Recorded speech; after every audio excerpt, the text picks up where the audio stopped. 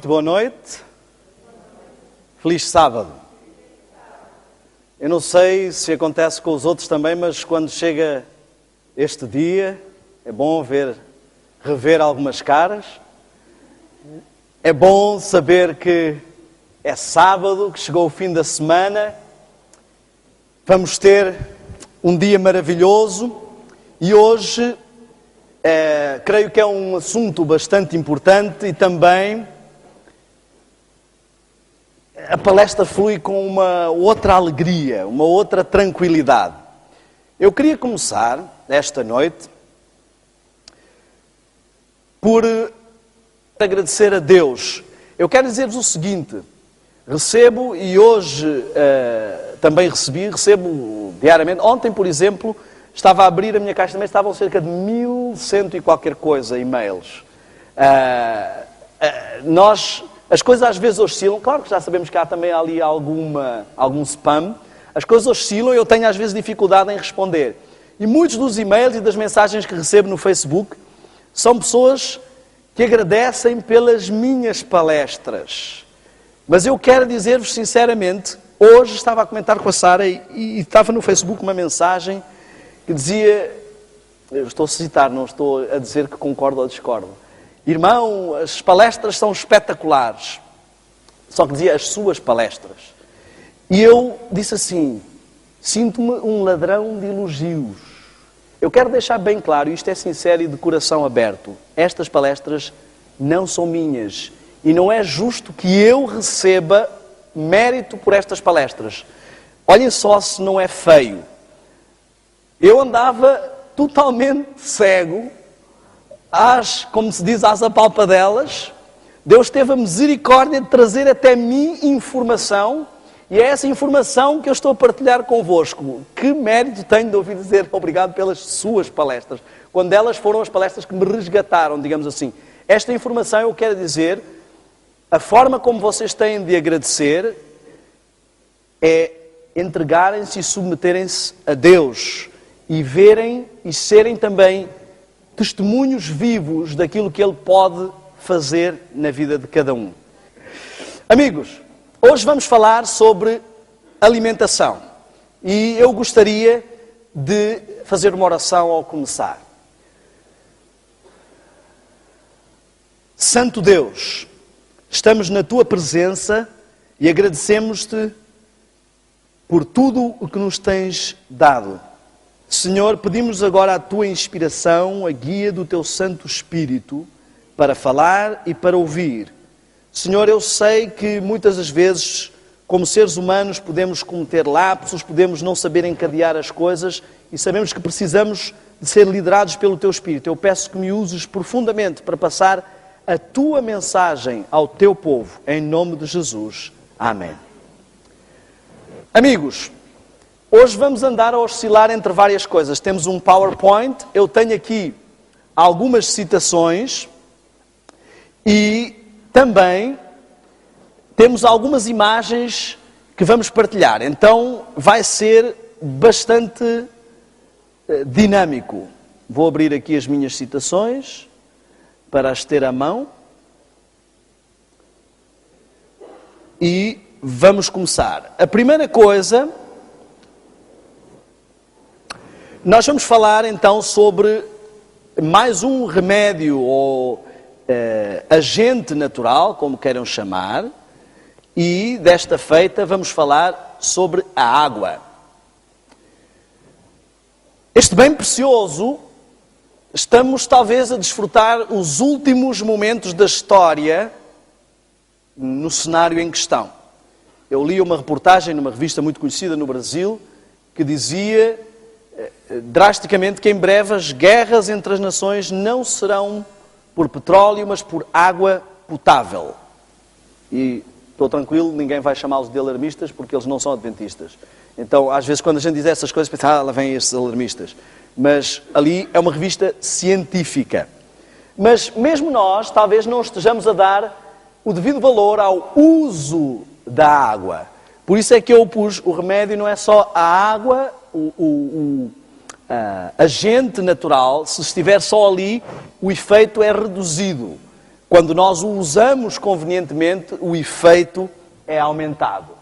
A água é extremamente importante, pois ela está presente no nosso corpo em grandes percentagens. 60% no adulto, 75% numa criança e no cérebro está a 85%. Bem, precisamos de água para várias coisas. Utilizamos água na respiração, parece que não, mas nos dias frios, quando vemos que há vapor, não é? Então, isso nos ajuda a entender. Na digestão, na saliva e nas lágrimas, acho que as pessoas não têm tanta dúvida assim de que há água. Para o controle da temperatura do corpo, para a elasticidade dos músculos e também podemos encontrar a água em muitas outros alimentos para além da água simples. Mas esta água, quando vem só água, ela praticamente não passa por todo um processo digestivo, mas quando traz, ou quando vem água presente nos alimentos, na fruta ou assim, ela tem que passar por um processo digestivo. Então, ingerir de uma forma ou de outra não é exatamente a mesma coisa. É preferível não prescindir da ingestão de água simples e pura. Nós vamos entender porque é que a água se torna tão vital ao nosso organismo e muitas das vezes nós não nos apercebemos da sua importância ou das lacunas. Como é que perdemos água? Sabem que perdemos água pelo suor, isso já sabiam, pelo suor visível. Mas como o nosso corpo tem poros, também há muita evaporação e há o que se chama de suor invisível. E também perdemos muita água assim, sem nos apercebermos. Pela respiração, já falámos aqui, com o vapor de água se nota. Pela urina, acho que também ninguém duvida que perdemos água pela urina. O que às vezes as pessoas não se lembram é que também perdemos água pelas fezes. Então há várias formas de perder água. Por isso temos que ter cuidado para não entrarmos no campo da desidratação.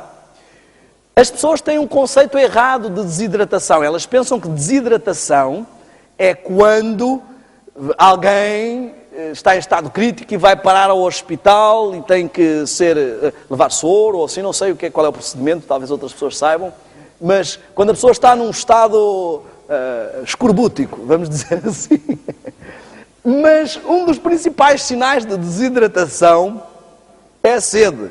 Quando sentimos sede, o corpo na realidade já está a dizer atenção, os níveis de água estão baixos. Na realidade nós, tirando em situações pontuais ou com algum esforço ou alguma perda especial de água, não deveríamos sentir sede regularmente ou chegar a sentir sede. Outro dos sinais de desidratação é a urina. Pergunta-se às crianças que cor é o xixi, eles dizem amarelo e nós dizemos muito bem, mas é muito mau.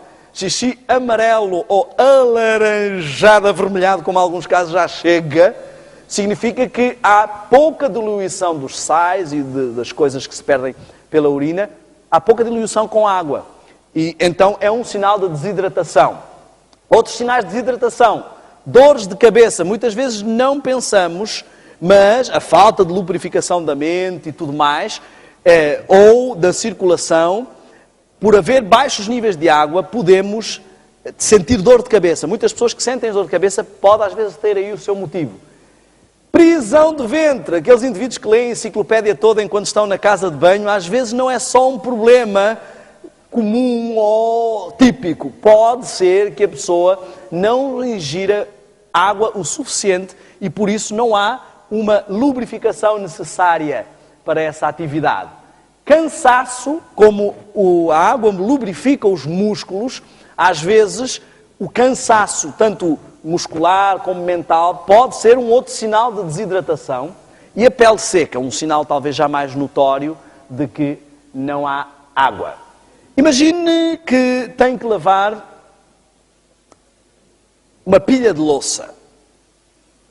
E a meio de estar a lavar a louça falta água. O que é que fazemos? Vemos que a água está a faltar, enchemos um copo e é tudo o que temos de água.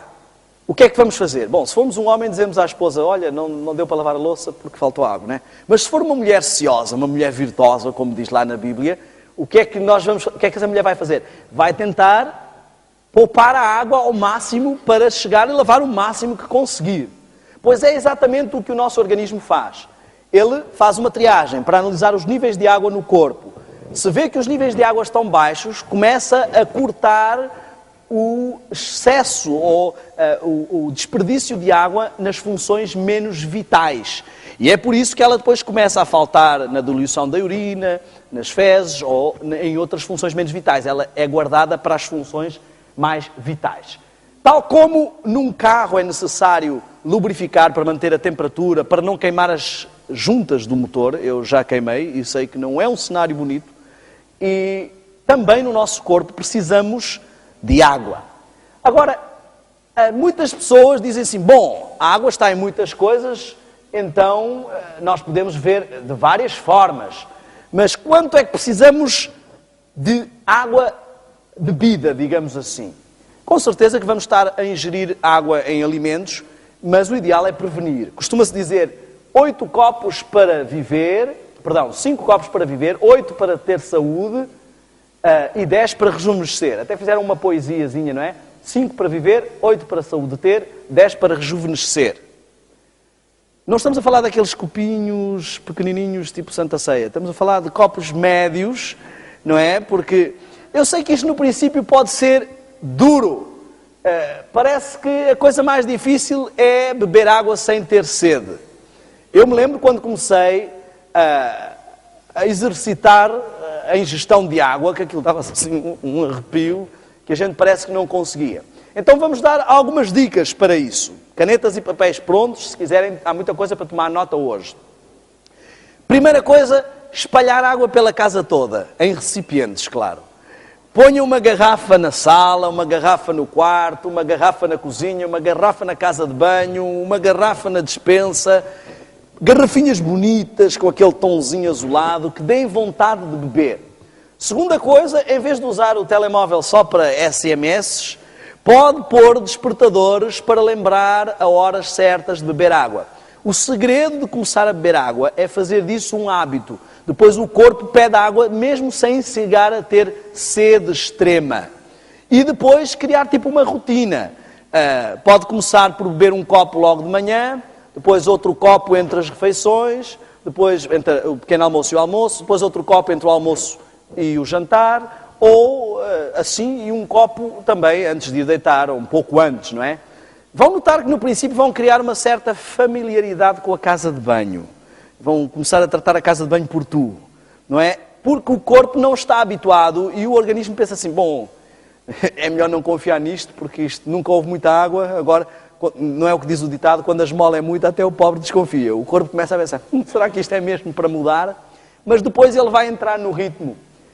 E o bom será ir aumentando, depois 2 copos, darei mais ou menos entre 2 a 3 litros. Também não é bom beber água em excesso. Diz-se que uma pessoa de 1,70 m deve beber cerca de 2 litros, mais ou menos 2,5 litros. Depende da atividade que a pessoa tem.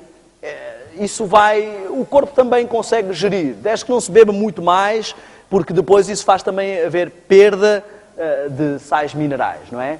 Então, a água deve ser o mais pura possível, temos de ter cuidado, não é? Nós já apanhámos alguns problemas, às vezes, em viagens missionárias, com águas um tanto ou quanto duvidosas, não é? É preciso ter um pouco de cuidado. E ela é algo que, se nós estivermos habituados a outros sabores, poderemos não sentir o verdadeiro prazer. Muitas pessoas se gabam de, quando tenho sede, que água. Aqui no bucho alguns só entra cerveja, outros só entram refrigerantes, outros só entram sumos. Eu quero dizer-vos uma coisa. Quanto mais nos habituamos ao sabor doce ou até um pouco mais exagerado dos sumos e refrigerantes, menos prazer temos na água. Principalmente se fizermos isso fora das refeições, não é? A beber muitos sumos a qualquer hora, o paladar não vai ter prazer em beber água simples. Qual é o problema de beber outras coisas em vez de água? Bom, quando comemos uma comida muito salgada ou muito doce, isso dá sede ou mata a sede? dá sede.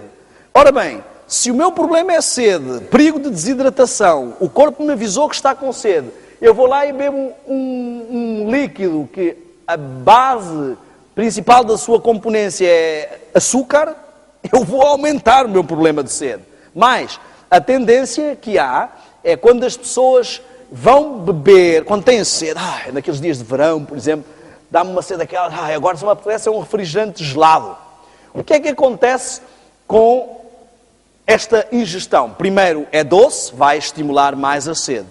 Segundo, é gelada, vai fazer baixar a temperatura do corpo, o que vai dar a sensação de que estamos ainda com mais calor, porque vai parecer que a temperatura ambiente ainda está mais alta. Os tuaregs no deserto, e eu creio que eles percebem um pouco de calor, eles, quando está calor, eles bebem chá quente. Chá quente? Quem é que aguenta um chá quente? Na hora em que ingerimos essa bebida, custa um pouco mais até se habituar, não é? Mas o que ele faz é que a temperatura do corpo suba e assim parece que a temperatura ambiente está mais baixa. Experimentem isto. No verão, em vez de tomarem um duche frio, que é o que apetece, tomem um duche morno e vão ver, ou até um pouco quente, e vão ver que saem e têm menos calor. E no inverno, o inverso.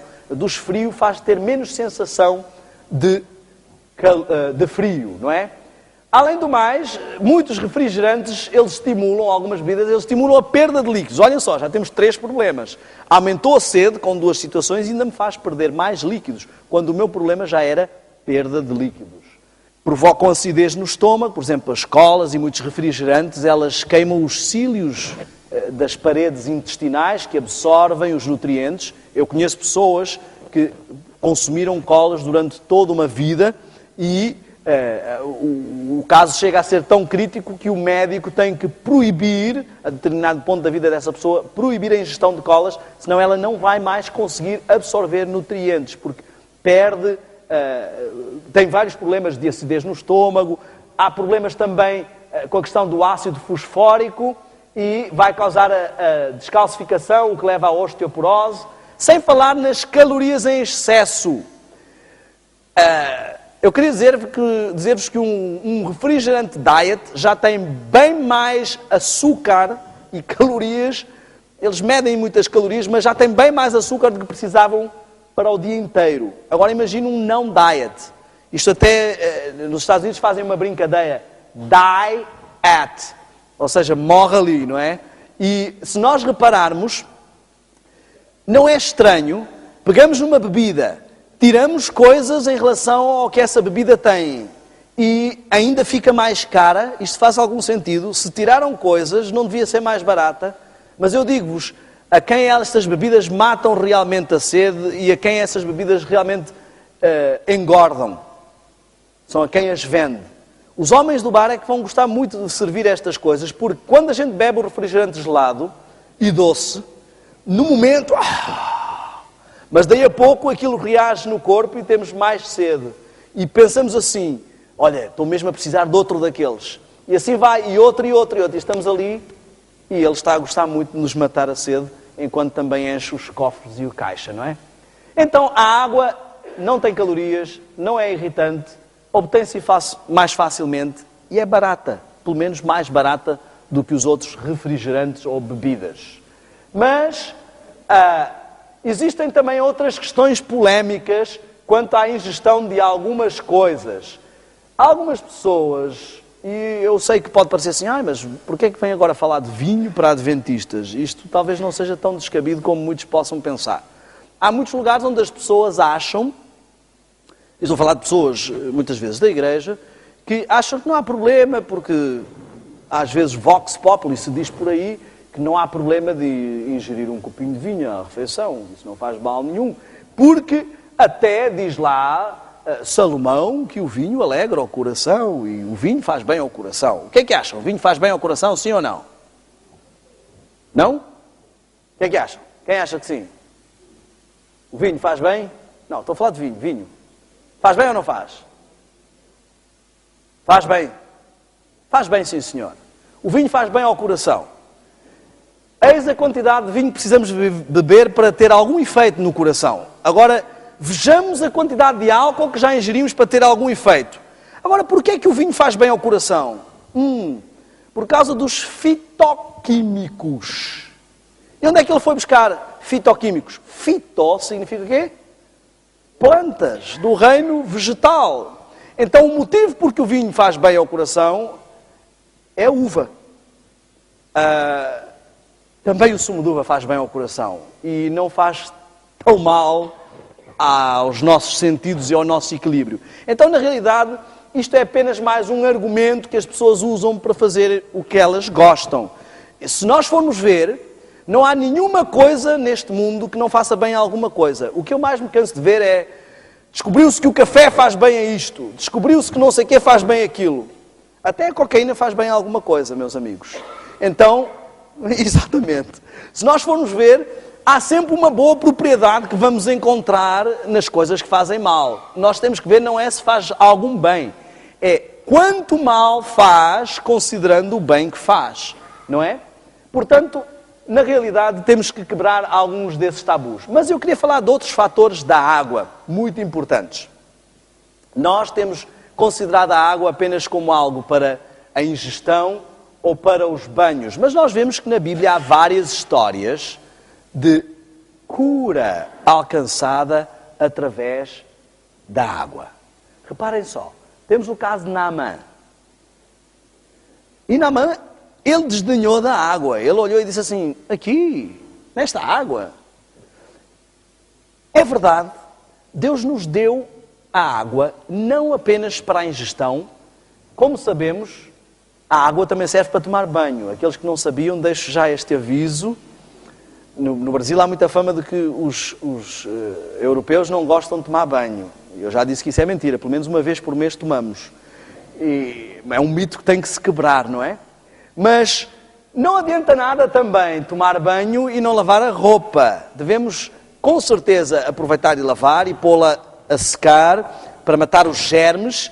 Portanto, a higiene, eu acho que ninguém aqui duvida, é um fator muito importante para ter saúde. Ela abre os poros, o banho abre os poros e ajuda a respiração cutânea e nos deixa muito melhor em termos de boa disposição. Há muitas pessoas que estão mal-humoradas porque não tomam banho e nós temos que exercitar este remédio. Mas o que muitas pessoas não se apercebem é que a água tem mais propriedades. Todos aprendemos na escola o seguinte: a água existe em estado sólido, líquido e gasoso. Mas o que nunca nos ensinam na escola é quão bem ela faz quando está em estado sólido, em estado líquido ou em estado gasoso. Por exemplo, em estado sólido, ela está a baixa temperatura, ela contrai os vasos sanguíneos. Ela ajuda a parar ou estancar feridas. Em estado líquido ou estado gasoso, por exemplo, quando entra em estado gasoso, começa a água a ficar quente, ela dilata os vasos sanguíneos, ela ajuda na circulação. Então, temos uma série de coisas que podemos utilizar. Por exemplo, um agente natural simples é um contraste, ou em banho de contrastes, ou mesmo um quente-frio, chamado um quente-frio. Tirando as pessoas que possam ter algum problema de tensão sério, mas o colocar os pés na água quente ou as mãos na água quente e depois na água fria e vice-versa, pode ajudar a estimular a circulação. Também pode ajudar a combater problemas de hematomas, problemas de várias coisas. Eu não vou entrar em aspectos muito técnicos. Ou mesmo um banho frio, quente, pode ajudar a dinamizar a circulação. Eu quero dar aqui um testemunho. Eu sofro de enxaquecas hereditárias. Quando eu trabalhava na casa publicadora, ao terminar o amiguinho, era toda aquela ênfase por causa do final de uma revista, o corpo relaxava e era quase certo que eu tinha pelo menos uma enxaqueca. Eu chegava a ter 2 enxaquecas às vezes na mesma semana. E as minhas enxaquecas não são assim aquelas dorzinhas de cabeça, que, dá-me a cabeça, não estou muito bem e tal. Quando vem a enxaqueca é daquelas, como se costuma dizer, de caixão à cova, não é? Então, começa-me o pé ficar dormente, a dormência vai subindo, todo este lado fica dormente, a boca dormente, a visão fica cortada, começa a ver como um brilho, fica tudo cortado, não consigo processar bem as vozes, os sons, começa uma dor de cabeça intensíssima, ânsia de vómitos, enjoo, e só há um remédio, cama. E ficava arrumado até o dia seguinte. Então, se me desse uma enxaqueca às 8 da manhã, só voltava a trabalhar no dia seguinte, ainda com alguma dor de cabeça. Na altura, receitaram-me uns comprimidinhos assim, da grossura de um dedo, e mais ou menos deste tamanho, que ainda por cima tinham contraindicações porque faziam mal ao coração. E eu que já era uma pessoa que sofria muito do coração, muito apaixonado, então é complicado a tomar um medicamento que faça mal ao coração. Aquele medicamento tirava a maior parte dos efeitos negativos, mas ainda ficava um certo mal-estar e uma dor de cabeça. E chegava ao fim de um tempo, às vezes ele deixava de fazer efeito, tinha que mudar para outro medicamento e alternar. Eu sofria bastante. Cheguei a ter enxaquecas tão terríveis de desejar morrer, literalmente, e eu sou uma pessoa muito apaixonada pela vida, mas o mal-estar era muito grande. Vi até uma reportagem no Discovery Channel de um rapaz que tinha enxaquecas quando fazia exercício e que foi utilizado para fazer vários testes com enxaquecas. Imaginem o que é uma pessoa sofrer assim. Então, ele era tipo uma cobaia, foi levado para um laboratório, tinha um ginásio ao lado, ele ia para lá, batia uma bolinha de basquete, começava a suar, começava a enxaqueca e ia para o TAC, para o scanner, fazer os testes. E quando fui para os Estados Unidos, para a instituição missionária, todos conhecem aqui o Dr. Viriato, que ele está inclusive na divisão e tudo mais, falei com ele sobre esta questão e ele me deu uma dica, e isto quase nem foi uma consulta, ele deu-me uma dica muito simples, ensinou-me um remédio muito simples.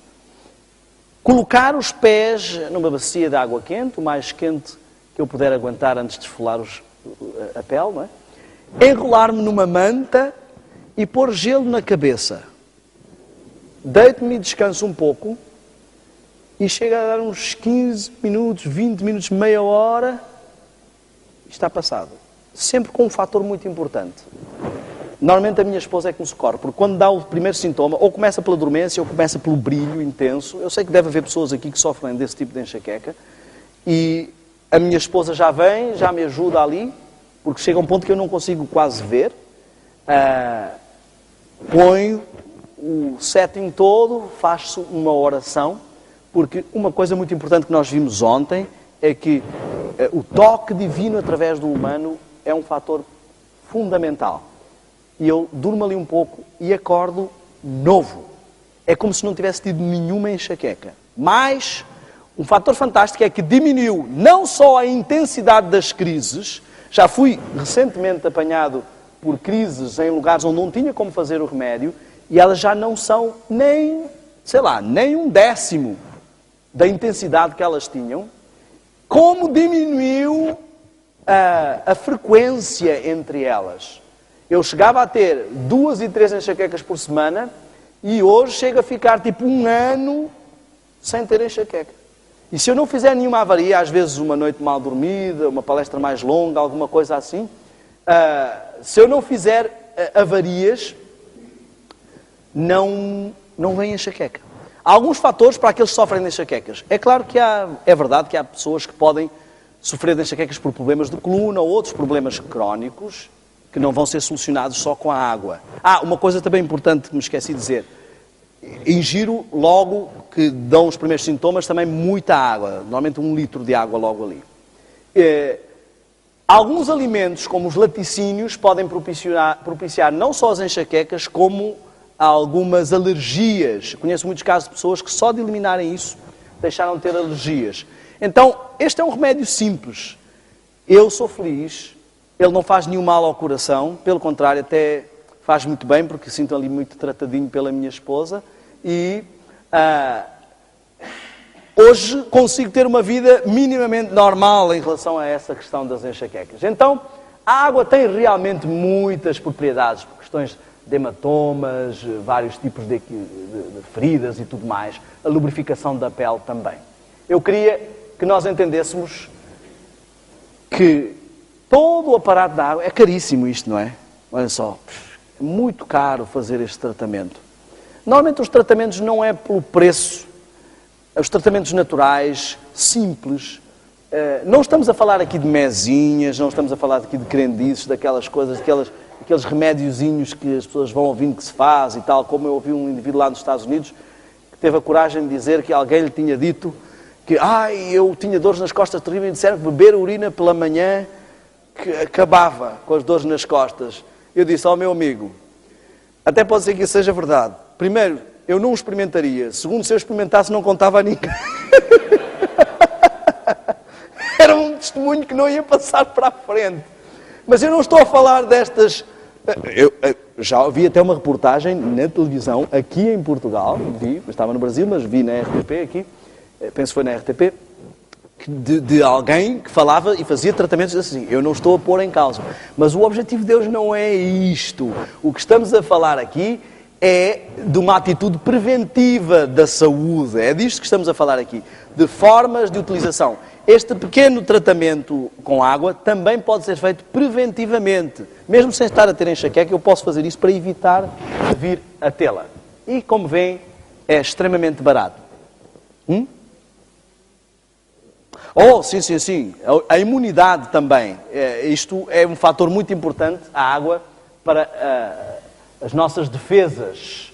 Bom, da água vamos passar para os sólidos.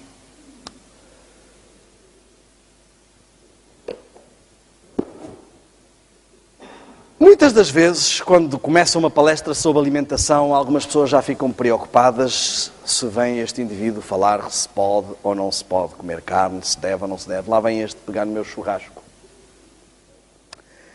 Eu não estou aqui para pegar no churrasco de ninguém. Quero dizer-vos que durante muito tempo fui McDonald's lacto-vegetariano e achava que eu era vegetariano normalmente, mas que também não era um extremista, desses que não come carne nunca. Então, de vez em quando, ia lá ao McDonald's e comia 2 Big Macs. Ou 3. O que eu nunca fui capaz de fazer, não sei se vocês são capazes, isto é, eu nunca fui capaz, é de orar pela comida. Ao chegar ao hambúrguer, eu olhava para aquilo e abençoa isto, pim, e comia o mais depressa possível para a consciência não pesar. O fast food é um fenómeno interessante, mas nós estamos aqui a falar no contexto da guerra dos sentidos. E eu queria que vocês entendessem e escutassem esta palestra neste contexto. Nós vamos analisar algo muito interessante. Podes-me dar a minha Bíblia, por favor? Apesar de eu ter aqui os textos, eu gostaria de incentivá-los. Já temos ali um texto do Espírito de Profecia. Um estômago abarrotado quer dizer um cérebro pesado. Então, um dos problemas de muitos vegetarianos é que eles não comem nada de carnes, nem dessas coisas, mas do que comem, meu amigo. E isso não quer dizer que seja saudável, não é? Por exemplo, eu quando frequentava restaurantes vegetarianos, uma das coisas que me chocava é pessoas que eram vegetarianas e ao mesmo tempo fumavam e bebiam. Então, às vezes, nós temos pequenos contrassensos. Mas se nós repararmos, eu queria que entendêssemos quão sério é este aspecto. A Bíblia começa com um problema de entrada do pecado. E como entrou o pecado no mundo? Pelas mulheres? Pelo apetite. Se nós formos a Gênesis 3, vamos ver a queda do homem, estão envolvidos praticamente todos os sentidos, mas a ênfase principal está no apetite. Nós vemos que Eva viu a fruta, ela devia exalar um aroma fantástico, tocou na fruta e provou a fruta. O ponto de queda do homem estava no apetite.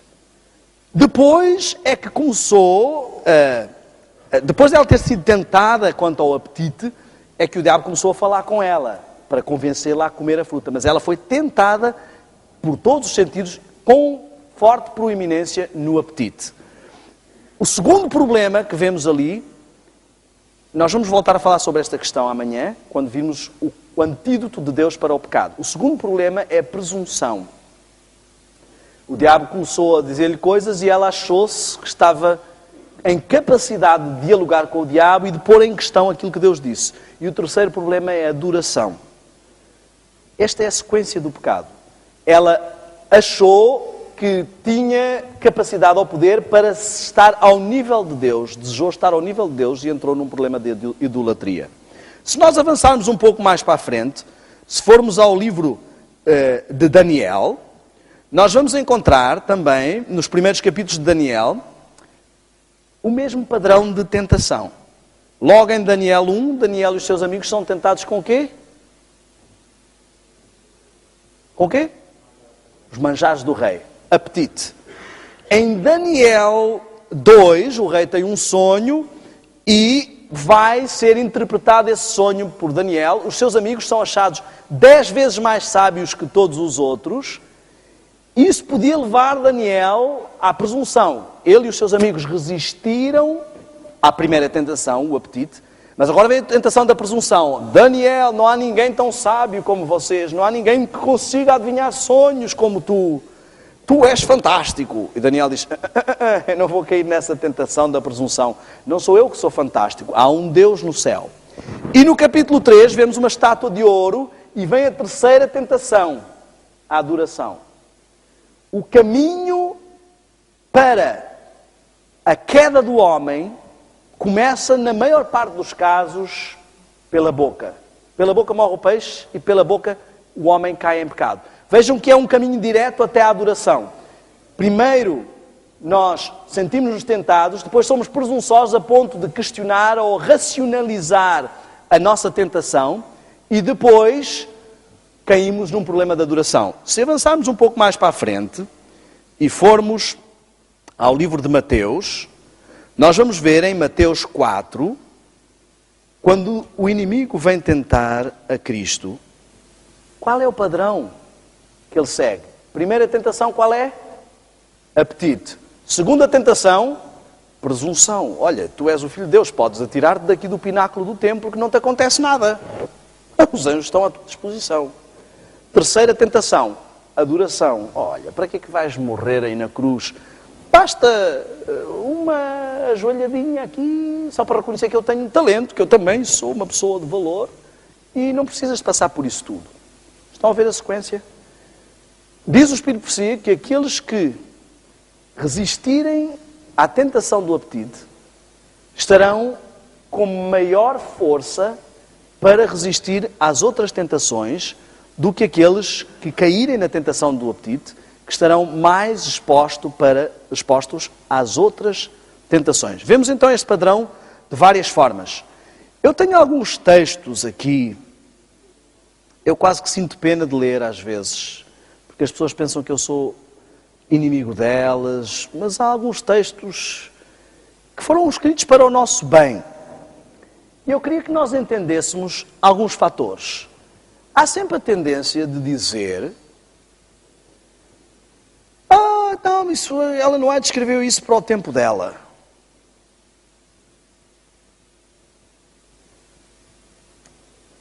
Eu acredito que sim. Muitas das coisas ela não a descreveu para o tempo dela. Se ela escrevesse para o nosso tempo, teria que escrever 3 vezes pior, porque a situação está 3 vezes mais caótica. Então peguem no que ela escreveu para o tempo dela e multipliquem por 3. E apliquem. Eu queria que entendêssemos algo muito sério. Sem profecia, o povo se corrompe. Perece, diz a King James. Então temos um problema. Se o último profeta que Deus nos deixou foi 10 dos idos do século passado, e desde aí nos deixou sem nenhum outro profeta, das duas uma. Ou é culpa dele que estamos corrompidos, ou é culpa nossa que não percebemos que o último que ele deixou ainda é o que está em vigor. Eu queria dizer-vos o seguinte: Deus sempre teve este sonho de ter um povo que exala e respira saúde. E só isso seria um testemunho extremamente forte. Como dizia Agostinho, prega a palavra insistentemente e, se for preciso, fala. Eu não sou apologista, é verdade que há pessoas extremistas que ficam a bater nos outros, querem que toda a gente seja vegetariano. Eu também quero que toda a gente seja vegetariano, mas não fico a bater em ninguém. Sabem porquê? Existe uma diferença entre as pessoas que são vegetarianas e felizes e as pessoas que são vegetarianas e infelizes. Algumas pessoas vivem tão tristes. Eu agora, Deus não me deixa mais comer estas coisas. Queria comer aquilo e não posso. Queria comer aquilo outro e não posso. E depois começam a olhar à volta. Bem, mas aquele ali não é vegetariano. Não, senhor, então sou eu é que sofro. Se eu sou vegetariano, tem toda a gente que ser. Quem não for vegetariano não pode ter cargos. Porque olha aqui, eu a sofrer, a ter que ser vegetariano. Há muitas pessoas que não são felizes por ser vegetarianas. Eu queria mostrar-vos algumas fotografias. Primeiro queria mostrar-vos uma pequena estatística. Vamos mostrar um quadro que nos mostra acerca da importância de uma alimentação livre da carne. E porquê é que os adventistas são considerados um dos povos com maior longevidade à face da terra? Olhem aqui. Antes da carne entrar no mundo, nós vemos a longevidade. Isto não são os tamanhos deles, isto é como se fosse um gráfico, eles são pessoas, não é? Estão a ver? Até onde foi o vegetarianismo, não foi introduzida a carne, a média é tudo lá pelos 900. Estão a ver? Este aqui é o coitadinho, só viveu 895, coitado. Morreu jovem. Olhem só. Já repararam? Leiam lá. Quando Deus deu a permissão, Ele diz isso e logo a seguir dá a permissão de comer carne. E olhem logo a seguir o que acontece. 100. Viveu um pouco mais de 100, mas foi 600 anos. E começa a baixar. 438 em Arfaxade. E ali vai. 433, 239, 205. Abraão, 175. E nos dias hoje, 70 anos. Olha o ridículo do tempo que nós vivemos em relação às pessoas. Deus é um Deus misericordioso. Ele quis as pessoas do início do mundo. Deus é um Deus misericordioso. Ele desejou encurtar o tempo que nós vamos passar neste tubo de ensaio.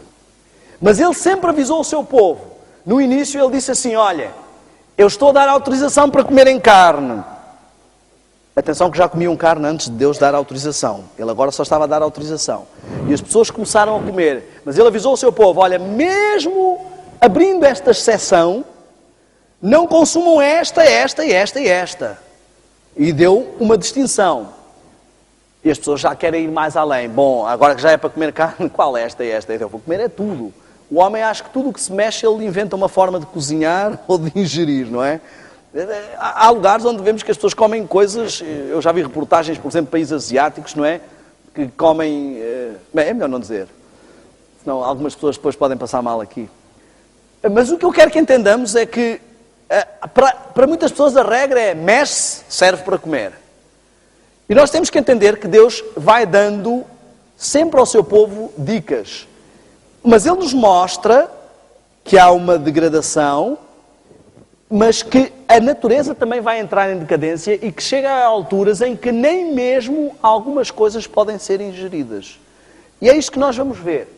Mas antes eu queria mostrar-vos o quanto sofre um vegetariano.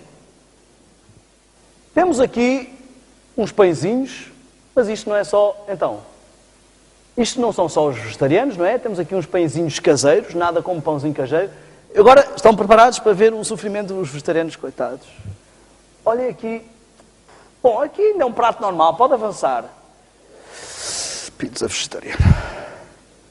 Sem queijo.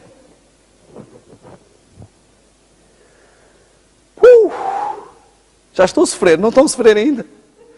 O vegetariano sofre, principalmente quando só vê as fotografias e não pode comer. Eu vou-vos mostrar o exemplo do sofrimento terrível. Aqui uma pizza mais seca, mais dry, mais fina. Vários ângulos de sofrimento. Opa! Espera aí, temos aí um videozinho. Toca, por favor, esse videozinho. É um testemunho do sofrimento de um vegetariano. Que eu queria que vocês... Mommy. Say yes, Mommy. Yeah, Mommy. It's good. Coitadinho do vegetariano, vejam. Ele agora vai começar a passar mal. Jojo, pizza? Pizza, Jojo. Ele vai, com certeza, quando puserem esta pizza sem queijo na boca, ele vai dizer assim, ai, que coisa horrível, não tem queijo. Olha, está a passar mal, está a inchar. Estão a ver? Está a inchar. Olha, vê-se os olhos estão a virar, eu acho. Estão a virar assim. Good, mommy. Are you happy? Deve estar a pedir ajuda. Olha Look só. at Jojo's Ai, coisa food. horrível. Não... Oh, pizza sem queijo. Os vegetarianos, coitadinhos, como sofrem. Pizza. Ai, Nova já Pizza chega, já Hut. chega. Não vamos sofrer mais. Pizza Vamos para o Hut. doce. Sem queijo. Vamos mostrar alguns doces.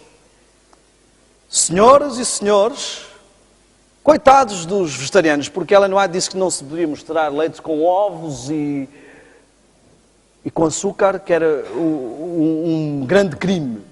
Aqui está. Sem ovos, sem leite, sem chocolate, sem açúcar refinado, sem fermento químico, saudável e gostoso. Podes passar para o outro. Não há racismo no vegetarianismo. Preto, branco, tudo. Como eu disse, estão a ver? Com pintas, sem pintas. Ah, meus amigos. Pode avançar com frutas, sem frutas. Afinal, quer dizer, pensei que os vegetarianos eram todos uns infelizes, que não tinham nada para comer, coitados. Os principais petiscos. Olha só para isto.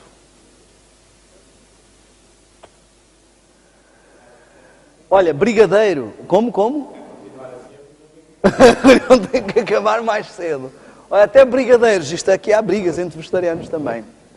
Enfim, olha, nós tínhamos no Brasil um taxista que nos levava no início para vários lugares e que nos acompanhou com o projeto missionário por muito tempo, que a gente não conhecia lado nenhum. Eu tinha medo até de sair para qualquer lado, não conhecia nada.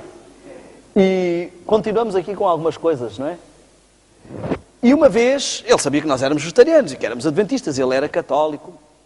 Uma vez convidámo-lo para um almoço. E chegámos lá e estávamos a comer e ele começou, eu vi que ele estava a comentar umas coisas e ele estava a comentar lá com os amigos e tal. E chegou-se lá com o rapaz e disse, mas o Daniel não é vegetariano? E o rapaz disse, é vegetariano, mas está aqui a traçar na feijoada, olha para aquilo. E chegou ao pé de Daniel, grande vegetariano, aqui, pimba na feijoada. Eu, o que foi, Fábio? Ele chama-se Fábio. E, Fábio, qual é o problema? Não, você não é vegetariano, está aí a comer essa feijoada. Não sei. Eu disse, mas a feijoada é vegetariana. Foi Fábio, tive que o levar à cozinha, que ele não acreditava. Eu nunca tive nenhum adventista que desse tanto testemunho como aquele indivíduo. Cada vez que apanhávamos alguém e que essa pessoa, vamos almoçar, eu sou vegetariano. Mas não é como vocês pensam. Ele é meu amigo, ele é vegetariano, mas vocês não imaginam as coisas que este homem come. Ele não ficou impressionadíssimo. Tivemos que testemunhar que aquilo era salsicha vegetariana, que era uma série de coisas. Nos Estados Unidos há uma série de coisas para vegetarianos que nunca abandonam o prazer das panelas de carne do Egito. Há até no Natal um peru vegetariano, que tem formato de peru, sabor de peru, cheiro de peru, mas não é peru, é vegetal. Há bacon vegetariano, eu comi em casa do Décio, ele mostrou um bacon vegetariano. Eu nunca comi porco, mas aquilo sabe mesmo a porco. Aquele cheiro do porco, dizem que é igualzinho. Só que temos de ter cuidado porque o objetivo é uma alimentação saudável. Se nós não desabituarmos o nosso paladar de determinadas coisas, nunca vamos libertar-nos delas. A minha irmã, por exemplo, abandonou determinadas coisas e ao fim do tempo Deus lhe deu a graça que ela sente nojo de comer determinadas coisas. Os meus filhos, eles estão aqui, não me deixam mentir sozinho. Os meus filhos, quando estamos em casa do meu sogro e ele começa a fazer lá umas sardinhadas ou umas churrascadas, eles literalmente tapam o nariz porque sentem-se enjoados. Aquilo que a gente diz, pá, cheira a sardinha. Pá, cheira a sardinha. É literalmente isto. Tudo é uma questão de hábito. Já pararam para pensar assim? Porquê é que na Índia comem determinadas coisas e dizem que é uma delícia e a gente prova aquilo e diz, pá. Porquê é que na China comem determinadas coisas e é uma delícia e nós comemos, pá. E quando eles vêm e comem os nossos pratos, dizem, como é que vocês conseguem comer isso? Porque nós crescemos e habituámos as nossas papilas gustativas a determinados sabores. As papilas gustativas renovam-se a cada 30 dias. Significa que se nós formos reeducando as papilas com ciclos de 30 dias, elas vão deixar determinados hábitos e vão se habituar a novos sabores. Bom, eu queria que nós... Podemos voltar ao PowerPoint? Espera aí, temos só mais um testemunhozinho aqui do sofrimento dos vegetarianos. Só mais um videozinho. Vegetariano... Eu falei, bati tanto no chocolate que eu acho que tinha que vos trazer este testemunho. Não é? O rapaz, isto não é chocolate, é alfarroba. Vejam como ele, coitado, não gosta. Porque é uma Está comendo alfarroba? Ai.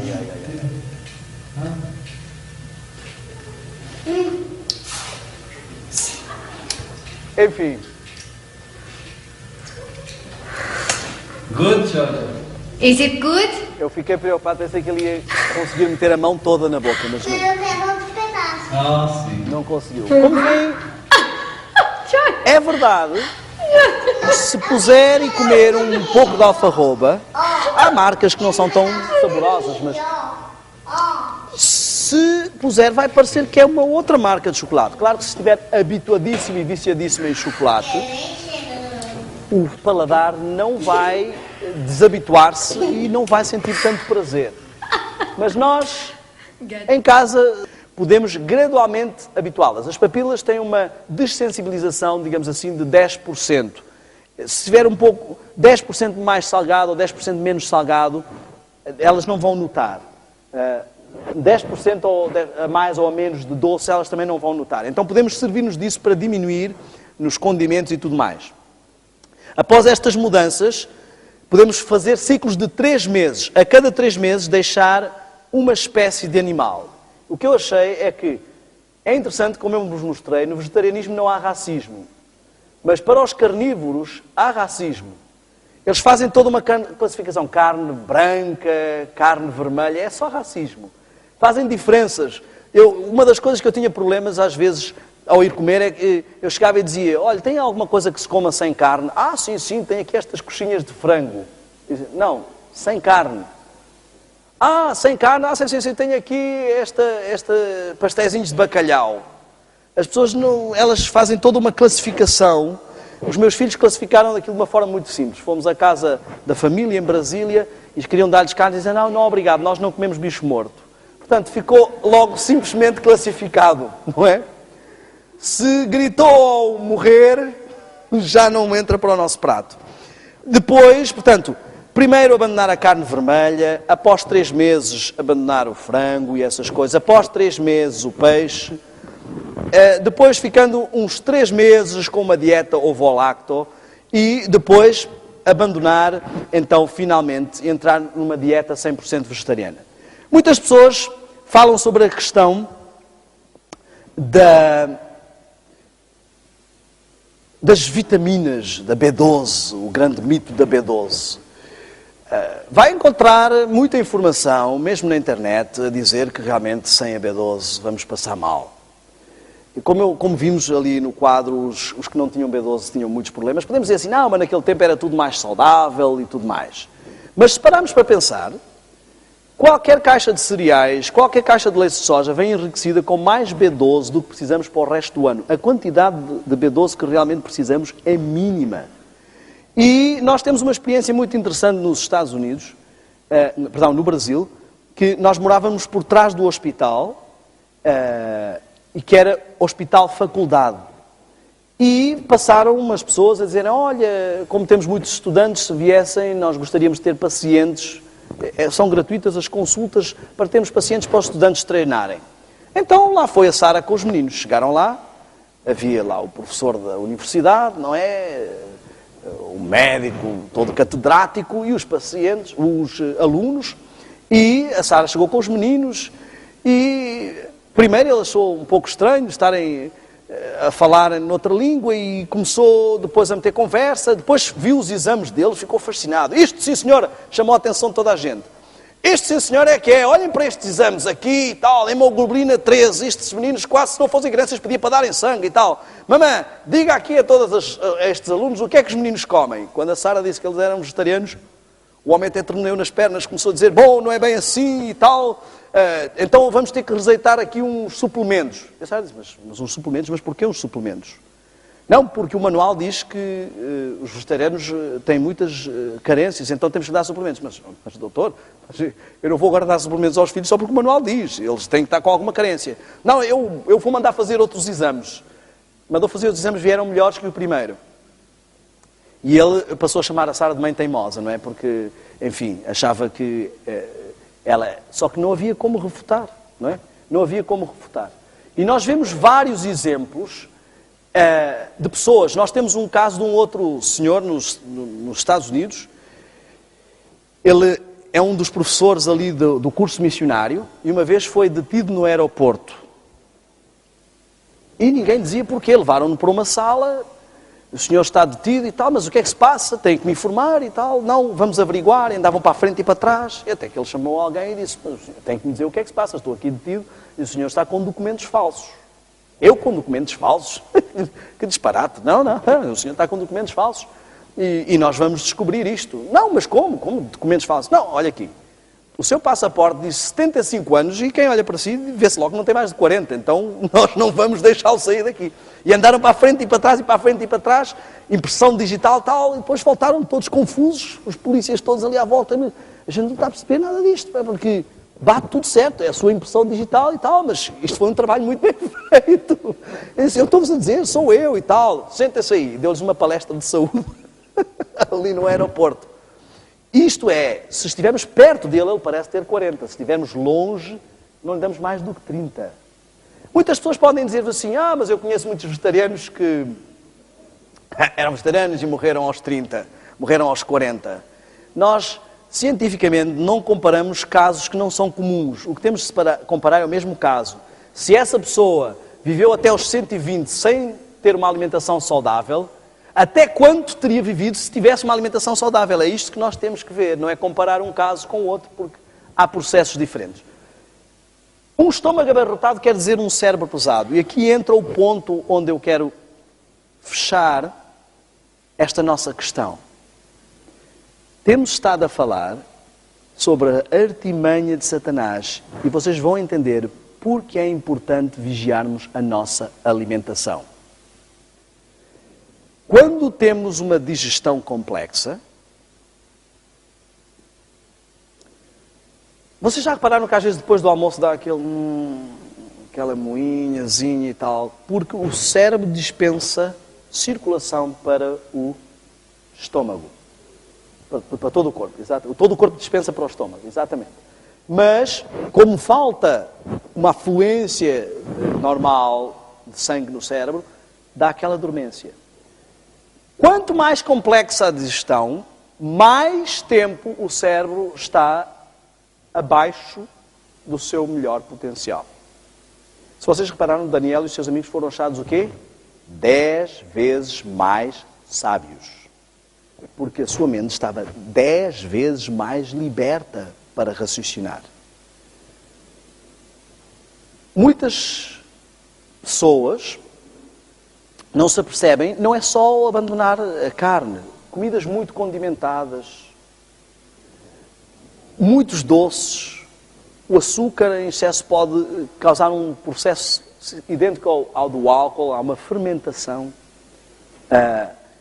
Todas estas coisas podem aumentar grandemente o nosso processo digestivo. E isto afeta a nossa vida espiritual.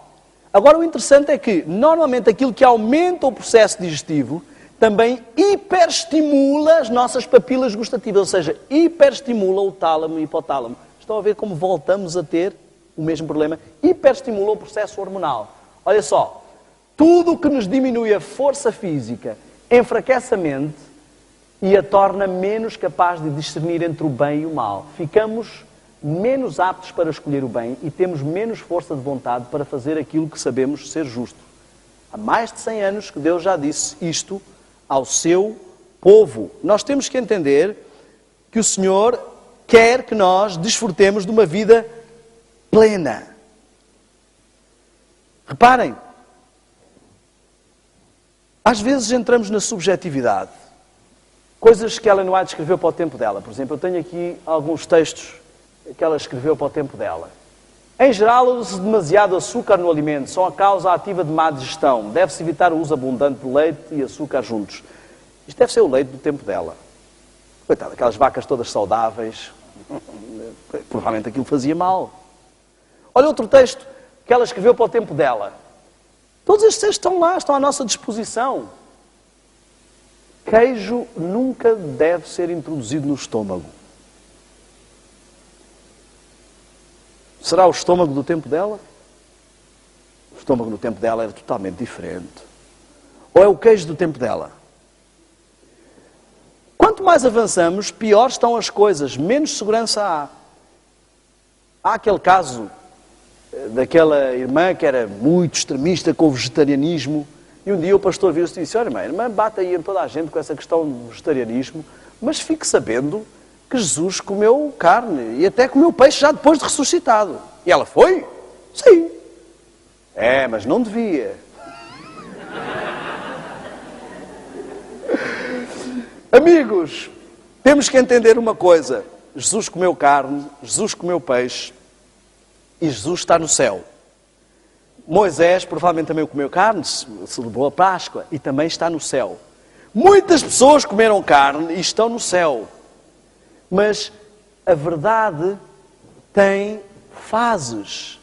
Quem comeu carne antes da permissão de Deus estava em desobediência.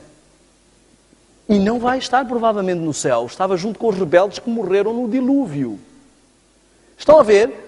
E Deus está a avisar o seu povo de que está a chegar o momento em que é complicado a ingestão de determinados alimentos. Complicado por causa da maldade, diz o Espírito de Profecia, estar a aumentar das experiências que se fazem. Se repararem, no tempo de Jesus não havia vacas loucas, peixes com mercúrio, frango com gripe aviária, não é? Então, nós estamos numa série de fases que são mais complicadas. Já sei o que muitos vão dizer. Mas hoje também os vegetais estão todos contaminados, não é? Meu amigo, você prefere ser envenenado uma vez ou duas vezes? Porque o boi come o vegetal que está contaminado e depois leva também todos os hormônios e todos os antibióticos, fica duas vezes contaminado. Então mesmo assim ainda é menos prejudicial ser vegetariano. Você vai ser contaminado só uma vez. Além do mais, os alimentos vegetais podem ser colocados numa bacia junto com carvão e o carvão puxa as propriedades tóxicas desse alimento. Não dá para fazer isso com o boi. Eu costumo apresentar nas palestras, mas não vou apresentar aqui porque é um vídeo muito chocante. Um vídeo feito com câmaras escondidas em vários matadouros, em vários processos. Mas se quiserem podem ver. PETA é uma associação que não tem nada a ver com religião, de defesa dos animais. Vocês vão ver alguns vídeos que mostram a indústria. Existe um vídeo no Brasil que até assassinaram a senhora que fez o vídeo. Tão poderosos são os lobbies destas indústrias. Sim, esse também é bom. Que se chama A Carne é Fraca. Existe outro vídeo, podem ver, assistir no YouTube, Terráqueos. Um vídeo muito completo. Enfim, parece que só nós é que estamos tímidos com esta questão. O mundo não está tímido. Mas eu queria que avançássemos rapidamente sobre as questões da dieta, da alimentação. Aqui, aquilo que já falámos, do quanto pode aumentar um tempo digestivo só por complicarmos aquilo que vamos comer. Hábitos errados. Eu preciso falar sobre isto. A primeira coisa, quando Deus criou a fruta, o açúcar que vem na fruta vem acompanhado de alguns componentes que aniquilam os malefícios que poderiam ter. Quando isolamos esses nutrientes, eles não vêm com a sua contra-aniquilação, digamos assim. Mas uma das coisas que eu queria falar, acerca do que eu queria falar, é um hábito terrível que nós temos. Muitas pessoas dizem que não têm fome de manhã, que elas acordam e... eu de manhã não tenho fome nenhuma. O pequeno almoço deveria ser a refeição... Já ouviram aquele ditado, não é? Pequeno almoço de rei, almoço de pobre... Não, como é que é? Príncipe, obrigado. E jantar de pobre. A maior parte de nós, este é o nosso cenário de manhã. Mas Se vocês virem o que comem à noite, é óbvio que não vai ter fome de manhã. Quem já foi estudante e morou em república sabe como é que é. Se há aquele indivíduo que sempre se deita tarde, fica a ouvir música porque só consegue estudar com música. Quem é que consegue dormir? O chefe da república vai lá e diz ao meu amigo, tens que desligar tudo. E é a mesma coisa que se passa com o nosso corpo. Enchemos ali a barriga antes de ir para a cama. E depois está o estômago ali, e quer o resto do corpo descansar, e o cérebro diz, meu amigo, guarda isso para amanhã. Depois, no outro dia de manhã, não se pode nem dizer bom dia à esposa, que ela tem logo que virar-se para o lado. Acho que é por isso que algumas pessoas dizem, a minha boca é um túmulo. Não sei se é essa a questão. É óbvio que aquilo está tudo fermentado ali no estômago, e não vai haver fome de manhã. Então começamos a inverter valores. A maior parte das pessoas come bem à noite e de manhã não tem fome. Eu costumo dar uma dica muito simples. O pequeno almoço e o almoço vão para o estômago. O jantar vai diretamente para aqui, meus amigos. Nem passa pelo estômago. Então, muito cuidado, porque às vezes as pessoas fazem dietas loucas. Só de ter atenção ao jantar já iriam diminuir metade dos problemas. Não deveríamos comer a menos de 3 horas antes de ir para a cama. E para muitos vou dizer algo chocante. Não estou a recomendar que o faça já, não vamos fazer extremismos. Eu mostrei vários passos. Eu sei que há muitas pessoas que dizem assim, não, irmão, mas eu estou-me a tornar vegetariano. É? Sim, há 20 anos que estou neste processo. Temos que dar passos ativos, nem passos extremistas para ir demasiado depressa, nem passos extremistas para ir demasiado devagar. Mas nós em casa fizemos algo que vai chocar alguns aqui. Eliminamos a terceira refeição. E o que eu lhe posso dizer é o seguinte. A primeira coisa que eu lhe posso dizer é, a primeira coisa que vai notar quando abandonar a carne e alguns hábitos alimentares é que afinal você não tem prisão de ventre. Os seus intestinos vão funcionar como um relógio. Certo. Segundo passo que vai notar é que de repente você vai começar a entender coisas que não entendia. Isto é notório. Os seus processos mentais vão dinamizar-se. Eu digo-lhe, eu lia textos e profecias e não entendia nada daquilo. E o meu processo de assimilação dinamizou-se grandemente. E quando abandonámos a última refeição, nós notamos em nós e nas crianças uma dinâmica muito grande. Eu sei que algumas pessoas ficam chocadas das crianças não comerem a última refeição. Nós, durante muito tempo, não fizemos isso, mas depois encontramos algum embasamento médico e científico e também no Espírito de Profecia sobre esta questão.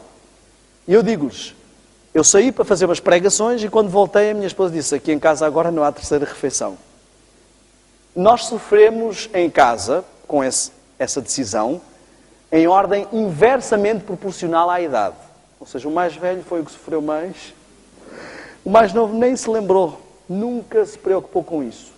Não é um extremismo. E não estou a dizer pessoas que têm atividades intensas que devam fazer isso. Mas algumas pessoas comem um jantar de rei quando a única coisa que vão fazer é ir para a cama. E depois admiram-se terem sonhos e visões, meus amigos. Não há outra hipótese. Não há processamento.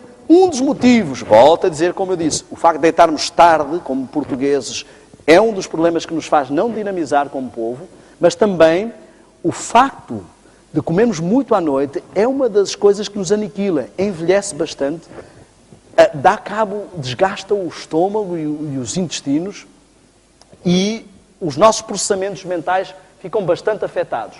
Comer entre as refeições. Alguém aqui tem máquina de lavar?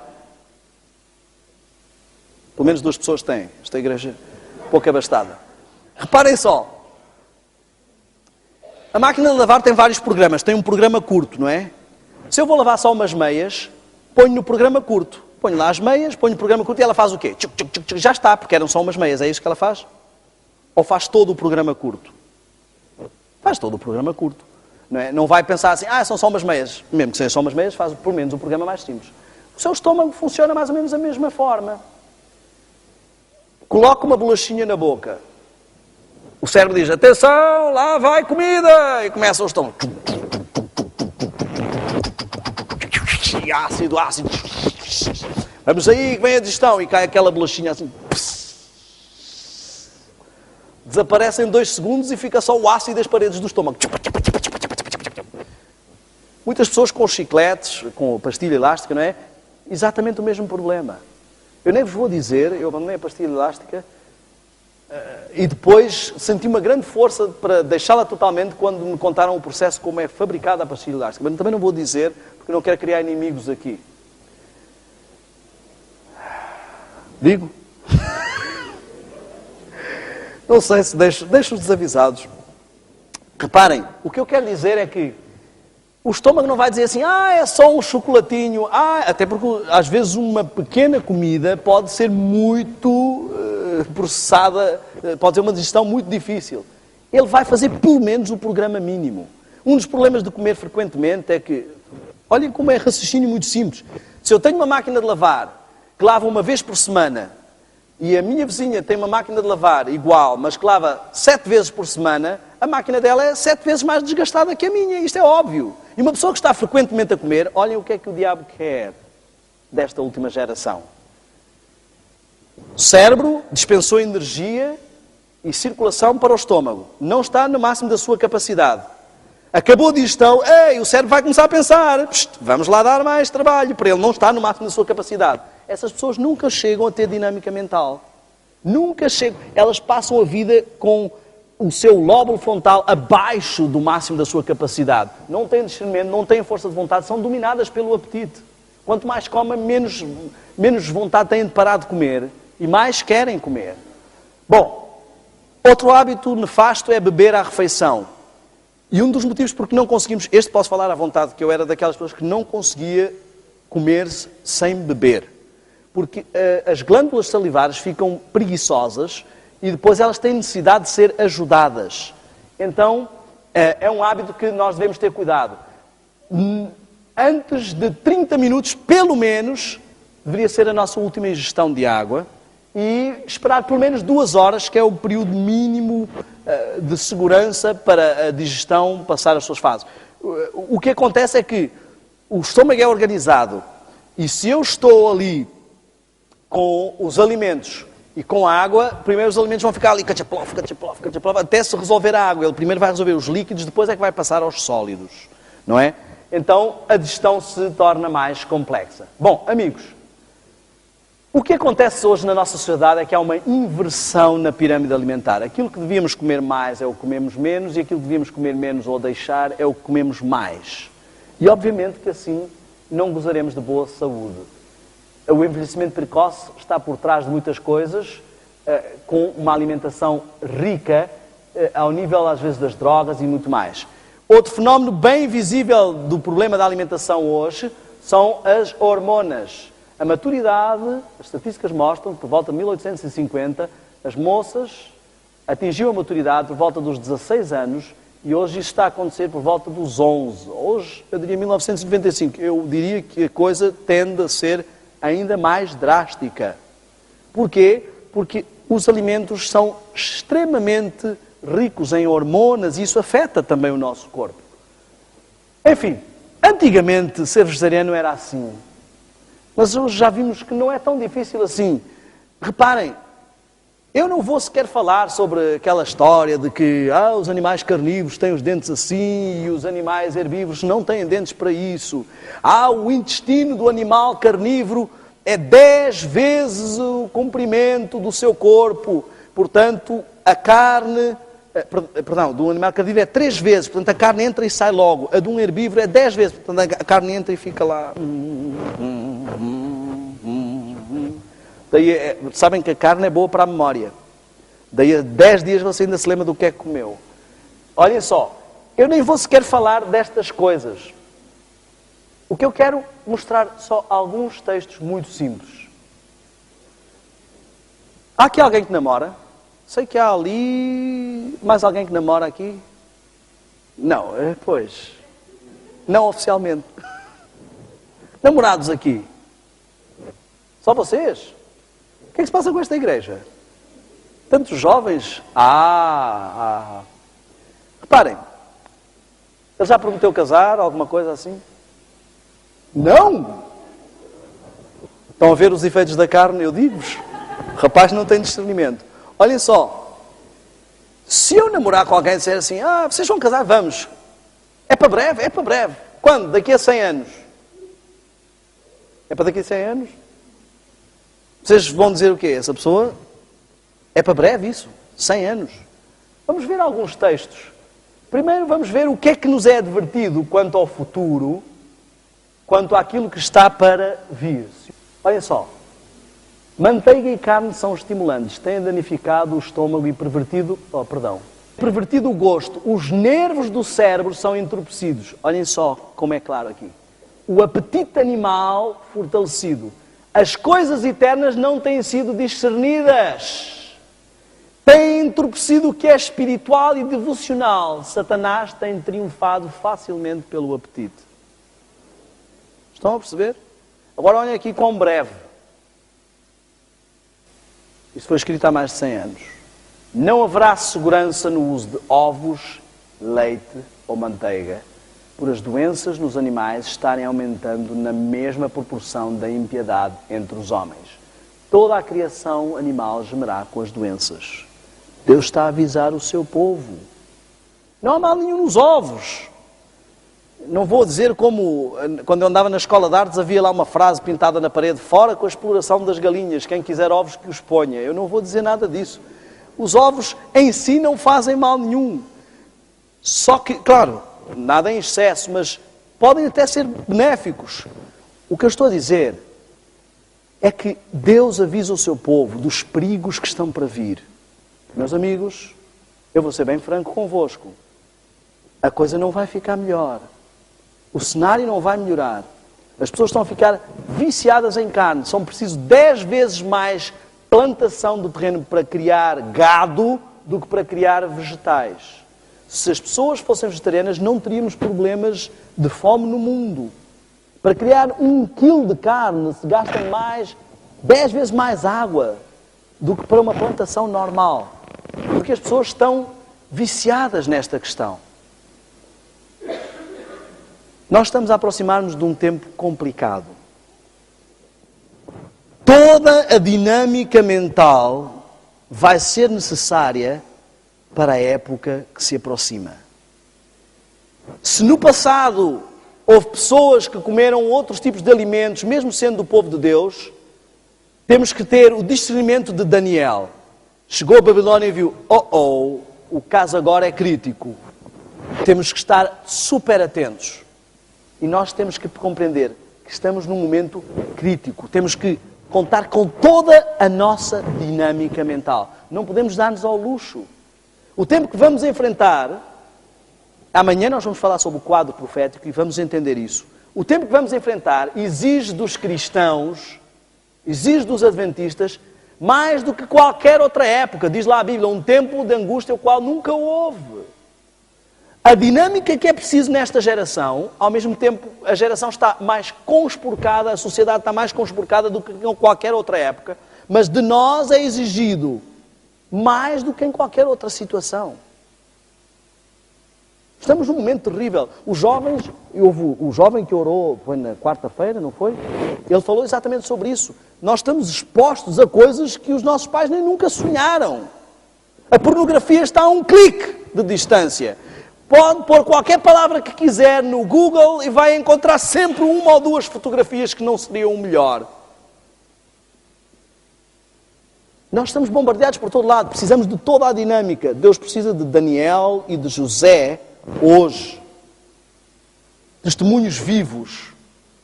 E este é o apelo que eu quero deixar. Conhecereis a verdade e a verdade vos libertará.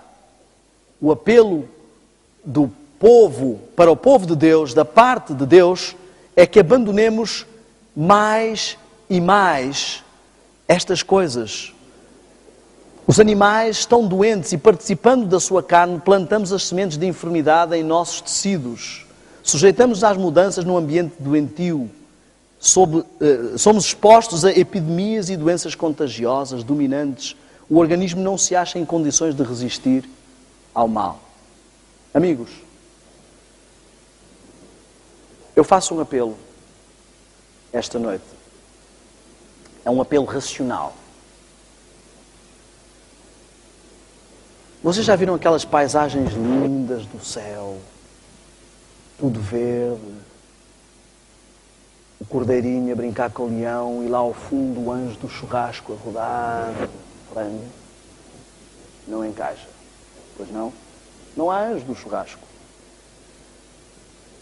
Nós somos um povo que foi chamado para ser a cabeça. Os espíritas estão a passar à nossa frente. O Dr. Samuel Ribeiro teve uma experiência muito interessante no avião. Estava um homem a fazer jejum ao seu lado.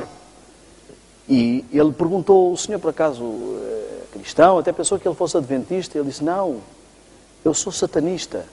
Nós estamos a jejuar pela desunião das famílias.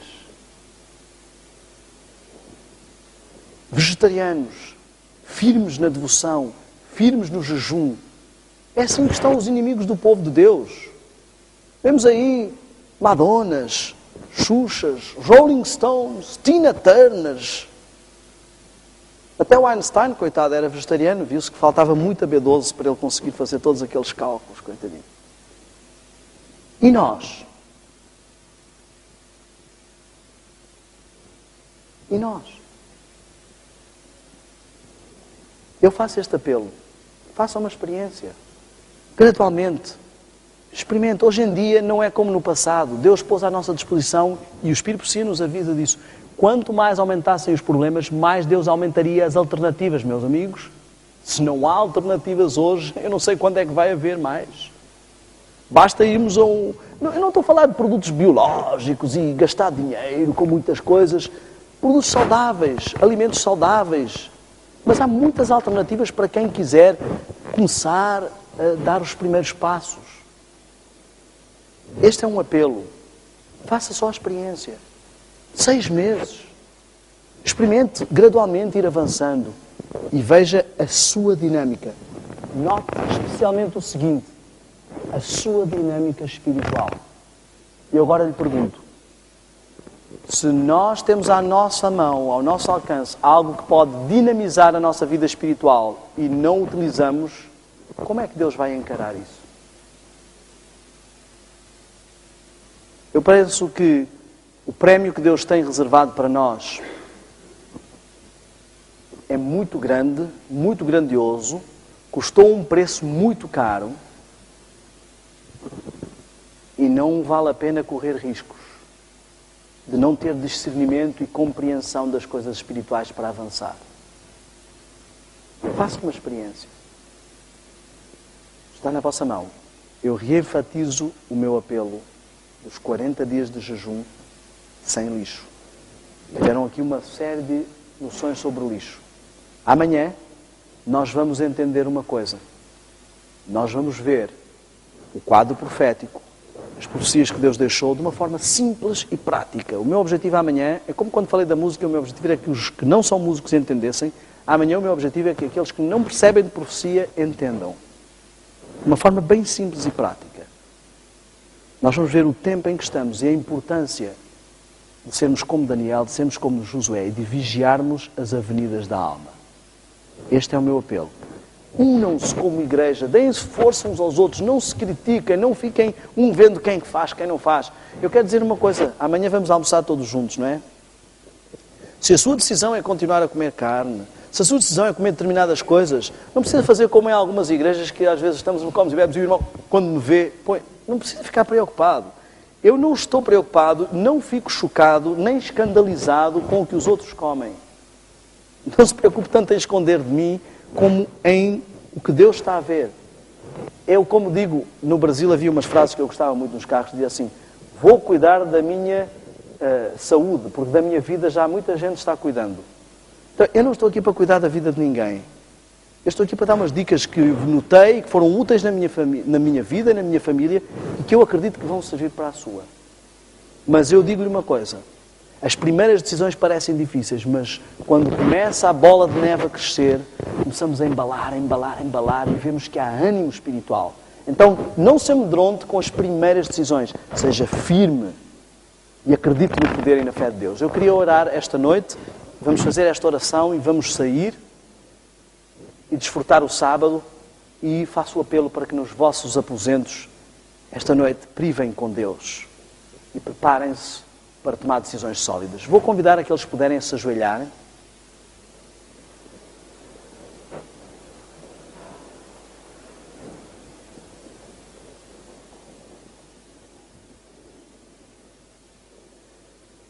Pai Santo que habitas nos céus, tenho esta noite um pedido muito especial.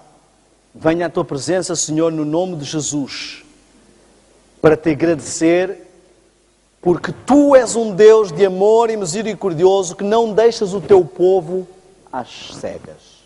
Tu nos tens dado luz, Senhor, e nos tens mostrado como podemos ser a cabeça e não a cauda. Eu quero fazer um pedido ousado, Senhor, nesta noite, nesta igreja, neste templo que foi edificado para a tua adoração. Eu quero pedir que aqui o teu Santo Espírito tenha a possibilidade de operar pela decisão, livre escolha de cada um destes membros. Que Ele possa operar uma revolução tal nesta igreja, que esta igreja se una, Senhor. Estamos com um apelo mundial, com uma missão, um alvo global de reavivamento e reforma, Senhor. Pode ser esta uma oportunidade que Deus nos está a dar. É, sem dúvida, um apelo da parte de Deus.